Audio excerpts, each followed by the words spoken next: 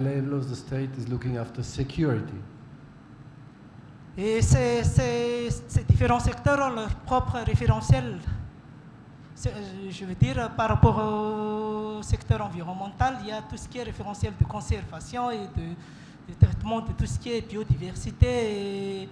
Et c'est des référentiels vraiment spécifiques pour eux. And these different sectors have all their own references or reference base. Il y a le secteur agricole qui traite plus de l'économie, plus pour le productivisme, pour la révolution verte. So agriculture is mainly oriented on economy and productivism. Et le secteur tout ce qui traite de sécurité alimentaire, c'est un peu plus des actions très sociales. And when we speak about food security, it's much more socially oriented. Et ces actions, ces dimensions sont très cloisonnées et très sectorisées parce que chaque secteur a leur propre réseau d'acteurs, leur propre dispositif d'accompagnement et leur... So all these people are working very separately in silos, and the stakeholders involved in each of these silos are working among themselves. Et si je reviens à notre objectif pour la neutralité des dégradations des terres, ce dispositif institutionnel crée vraiment un effet de verrouillage institutionnel qui limite un peu le développement des actions pour la neutralité des dégradations de terres. And this context is locking all options for any development. Et dans ce cas, je me demande s'il y a des expériences qui permettent de passer outre cette sectorisation qui crée vraiment quand même des blocages, des sectorisations, des difficultés d'échange entre les différents secteurs. My question is, do they exist experience where it was possible to overcome this working in silo? Thank you very much. At national level. Thank you for the intervention and thank you for the translation. That's much appreciated. So does anyone on the panel want to respond to that? Are there any examples of where silo working has been overcome? If anybody has from the panel or even from the audience? John?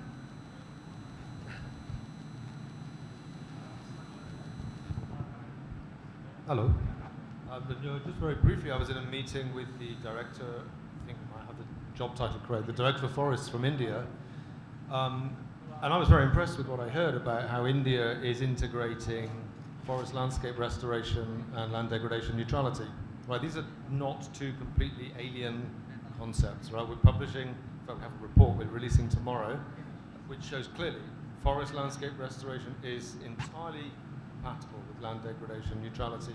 But we've done an analysis of a lot of countries, they're not aligning this. They're sort of trying to segregate them deliberately.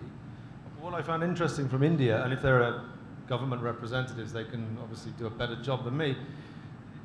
What they've done is they've, within the agriculture sector, they have a department responsible for trees within farmland, which is then contributing to meeting Bonn Challenge commitments, that's commitments to forest landscape restoration, and therefore accounting for trees within agricultural landscapes as part of an overall approach to achieving LDN. I found that one very interesting. No, that's great, thank you. Yeah, it's always good to get some good examples of where things are working. Let's go to our final two new panelists now. Patrice, yes, go for it. Yes, thank you.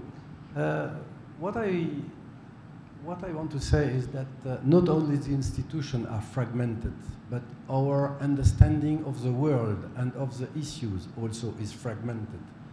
Science also is fragmented.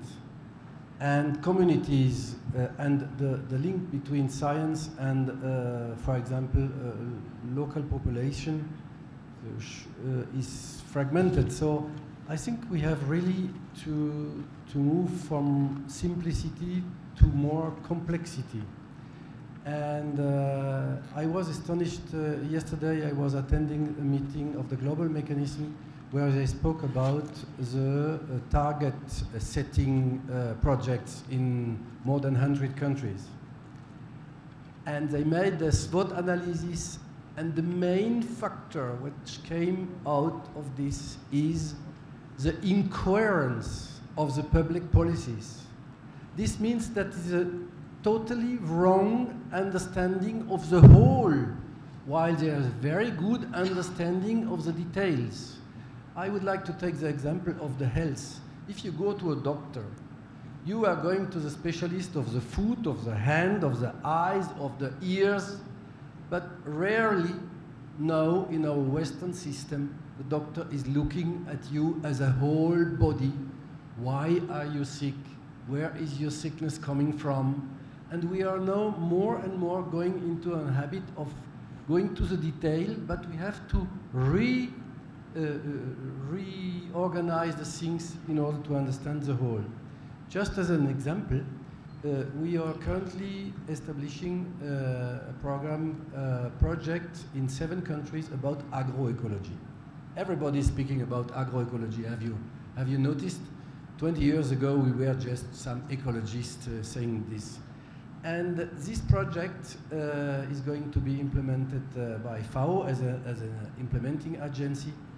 And we are going to work with scientists, with a group of scientists, for understanding how far agroecology can be measured in its multiple benefits, socially, economically, technically, etc. And this is a huge discussion that we are facing, and Jean-Luc Schott will lead the scientific consortium, and I think we are going to face a huge problem, because while you have some people speaking about agroecology in an ideologic way, you have some others saying, ah, yes, but this agroecology is composting. Yes, but what is the link? We are going to face that. So moving to more a complex understanding of the whole problem. Thank you. Thank you. Can we just get the interventions from our 2 panelists now, and then we'll take some other... We've probably got about 10 minutes left of this part of the session before we need to move on to speaking with our artists. Patrice, if you want to leave, if anybody else wants to go sit in the audience, then feel free to do so. Otherwise, stay on the stage, because we've still got 2 panelists to speak. Hello. Thank you so much for the opportunity. I'd like to continue from the conversation on fragmentation and holistic. I think fragmentation is not a naturally and a permanent state of being. I think holistic is what's far more permanent. And I think why fragmentation is staying is because we have institutionalized it by creating the silos and creating heads of those silos who are given responsibilities which are, confined. I'd like to continue on the earlier session which talked about the convergence of evidence and on human health and land degradation linkages. I think going back to, because indigenous wisdom, and we always talk about indigenous wisdom as if it's a thing of the past and not of the future, so I'm also making the same mistake. But I think in the indigenous wisdom there are some key tenets which allow us to see holistically. And I would just like to point out 2. One of them is that anything, any substance extracted through rape and plunder of earth will destroy intellect. The Sanskrit word for that is, for such substances, they are classified as amed. So medha is Sanskrit for intellect. And amed is the classification for those category of substances, use of which will destroy intellect. Now, as to substantiate it, in Venezuela, they call petroleum as devil's excreta. And that the cheap oil is what destroyed Venezuelan economy. I think if we just follow this tenet of stopping to use petroleum, stopping to use coal, we would not see tons and tons of plastic and infant chicks of exotic birds wrapped in plastic. That's because we have violated the very fundamental tenets of indigenous wisdom. Similarly, there is a term called solastalgia, which is about uprooting from your habitat. You uproot a tree from its habitat, it will start fading out. you uproot a fish, you uproot a bird. Why are humans so different? We think migration is a way of life. It's not. You know, you can visit places, but you have come back by end of the day to your habitat, to your nest.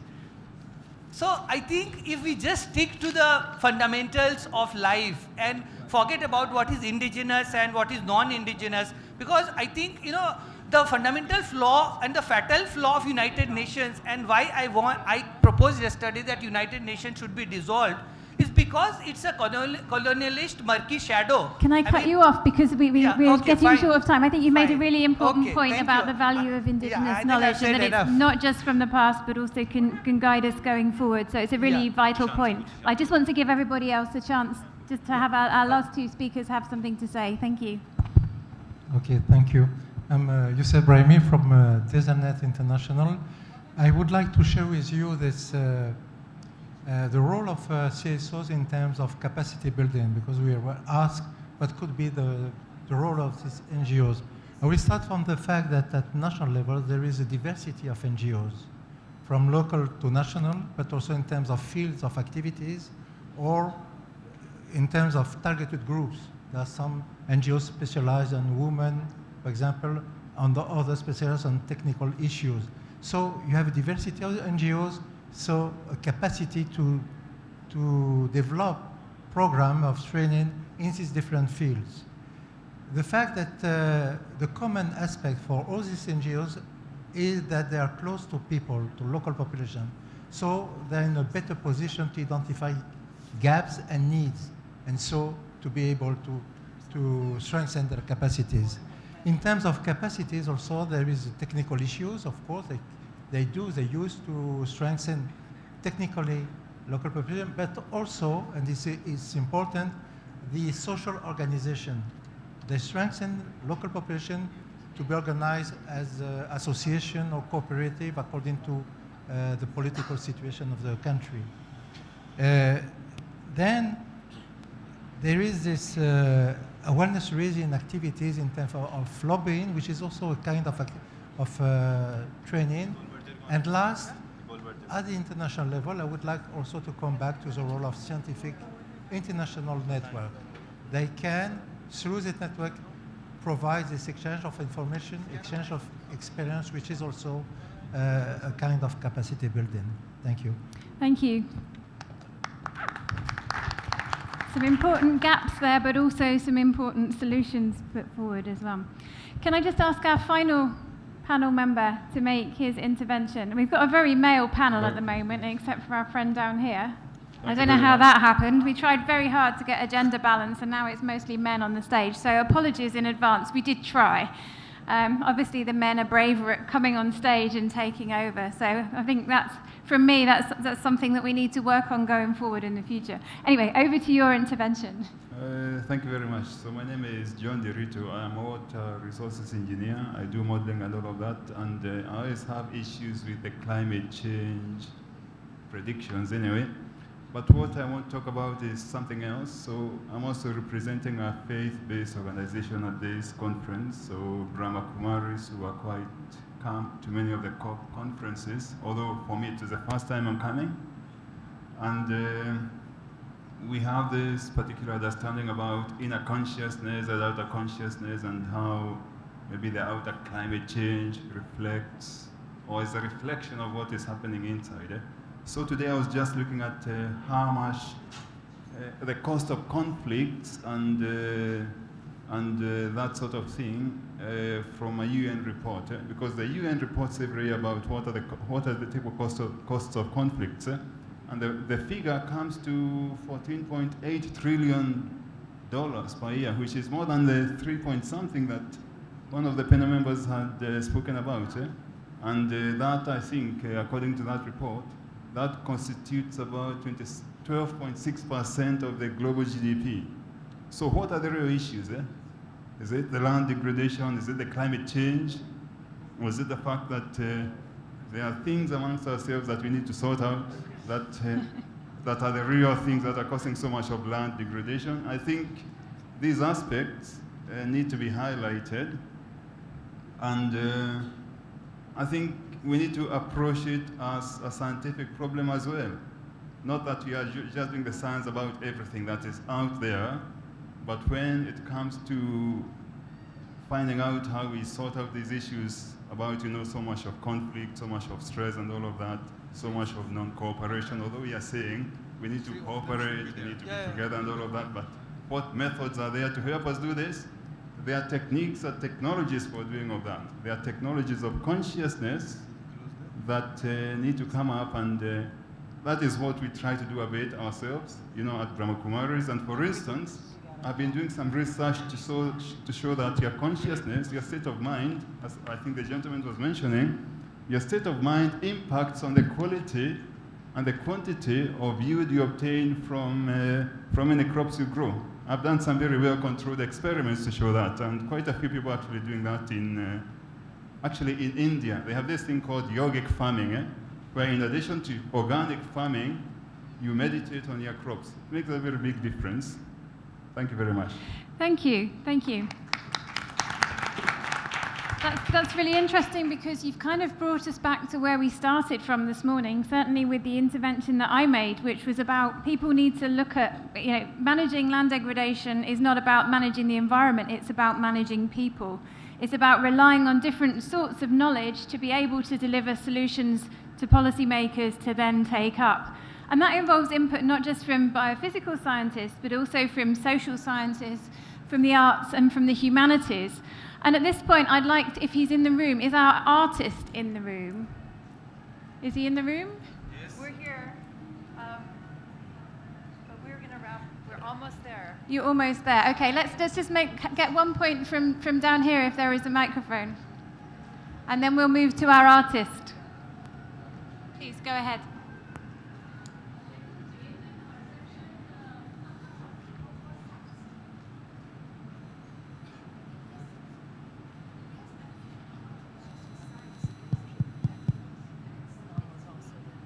A little suggestion which I will like to make is that when we see something like land degradation, and this is a big issue, we talk about at a global level. When we see it at a big macro level, then it becomes more complicated and it's very difficult. Even we have all the enabling environment, we have science at right place, we have communication, everything is there.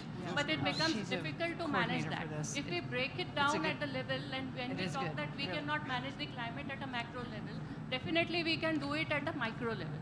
So why not to have a micro climate management, and that will also give the feeling of ownership to the farmers. Like if we see that we are doing the management of a microclimate, that means if one land area or one farmer's area is being considered, that person has to manage that area, and the feeling of ownership will be there amongst the people who are going to manage that, and that will maybe help in making the policies accordingly and to favor those people who are really responsible at the ground. Absolutely, that's a very nice way to end this session. Thank you very much for your intervention. And if we could give a round of applause and a big thanks to all our panelists and everybody, particularly the unexpected ones. Yeah, these kinds of interactive sessions are only as good as you make it, so it was great to have everybody's participation. And now I hand over to our friend who has been very busy throughout today's session. I'll let you, if you just introduce yourself for the people who weren't here before, and then we can, Okay, scroll say something down about your pictures. on the drive. I think it's the last one that just came on. Scroll. I have a local instrument, self-made flute, with a reason with me.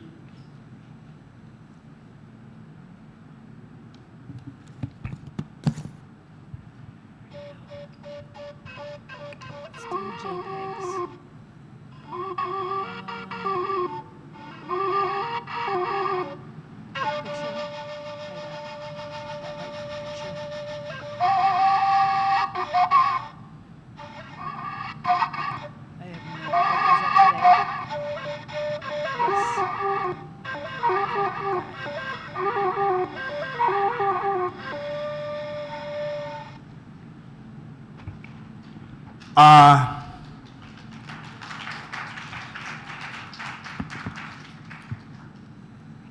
I copied this melancholic sound from a shepherd long ago.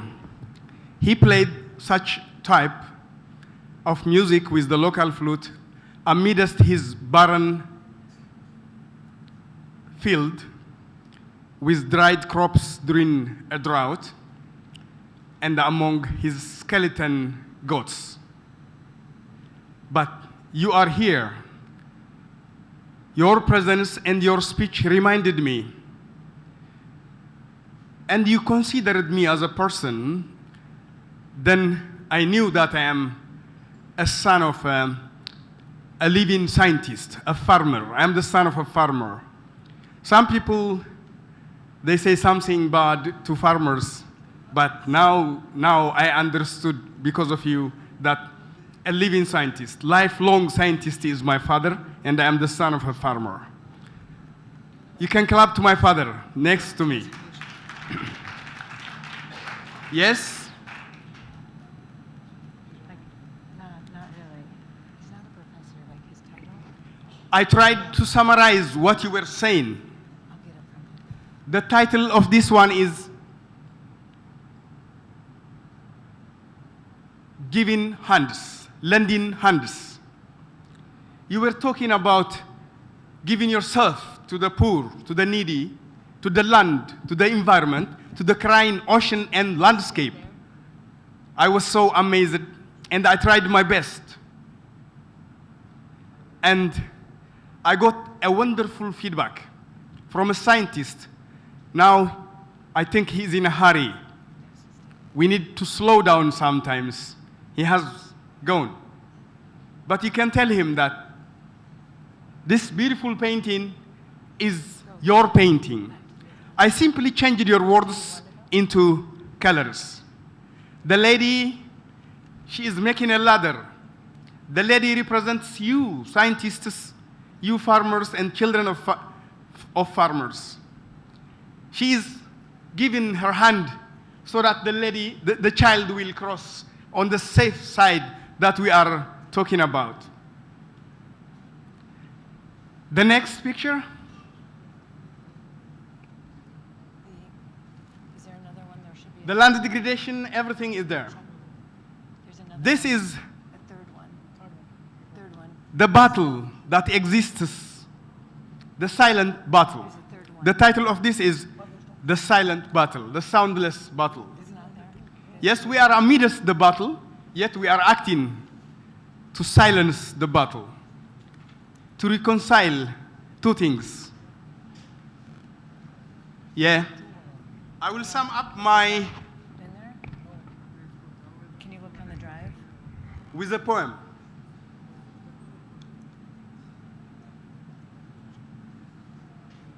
For a cause, tears of passion. For a reason, to the dry land, that is where we should stand. Not in fragments, but hand in hand. I think that is where we are meant to stand by joining science and art. I think that is what we meant by joining science and art. That's the end of my standing here. My father used to say, when you tell one thing to wise people, they make it millions. And I'm telling you a very simple thing. I played very simple music, and you will multiply it by yourself, and you will make a difference in this world. And if you call me anytime, I'm beside you, the son of a farmer. Rich pockets, empty pockets, but rich heart. Thank you very much.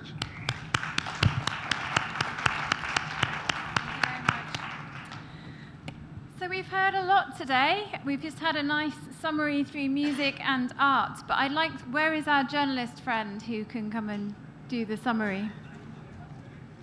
Are you able to come and summarize the take-home messages that you've got for the day?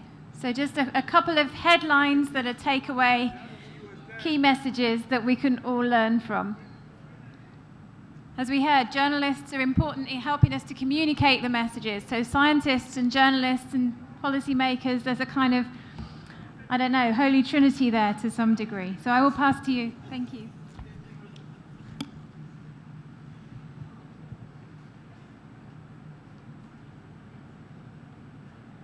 Well, the summary has been done. What I'm going to do is summarize the key messages which have been stuck on the wall.